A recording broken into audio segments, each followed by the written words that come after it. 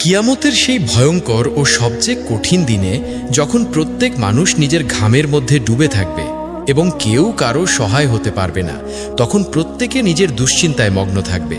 কিন্তু সেই ভয় ও আতঙ্কের মধ্যেও একমাত্র হজরত মুহাম্মদ সাল্লাল্লাহু আলাইহি ওয়াসাল্লামই থাকবেন, যিনি নিজের জন্য নয় বরং তার উম্মতের চিন্তায় ব্যস্ত থাকবেন। যখন সবাই বলবে ইয়া রব নফসি নফসি, অর্থাৎ আমার প্রাণ আমার প্রাণ, তখন শুধু আমাদের প্রিয় নবী বলবেন ইয়া রব উম্মতি উম্মতি, অর্থাৎ আমার উম্মত আমার উম্মত। প্রিয় নবী হজরত মুহাম্মদ সাল্লাল্লাহু আলাইহি ওয়াসাল্লামই সেই মহান সত্তা, যিনি তার উম্মতের জন্য সুপারিশ করবেন এবং ইনশাআল্লাহ তারই সুপারিশের মাধ্যমে আমাদের জাহান্নাম থেকে বের করে জান্নাতে প্রবেশ করানো হবে। এই বিষয়ে আমরা আগেও দুটি ভিডিও বানিয়েছি, যেখানে দেখানো হয়েছে পুল সিরাতের উপর রাসূলে পাক সাল্লাল্লাহু আলাইহি ওয়াসাল্লাম কিভাবে উম্মতের জন্য সুপারিশ করবেন এবং কিভাবে তার উম্মতকে জাহান্নাম থেকে বের করে আনবেন। তাই যদি আপনি সেই ভিডিওগুলো না দেখে থাকেন তাহলে আগে অবশ্যই সেগুলো দেখে নিন।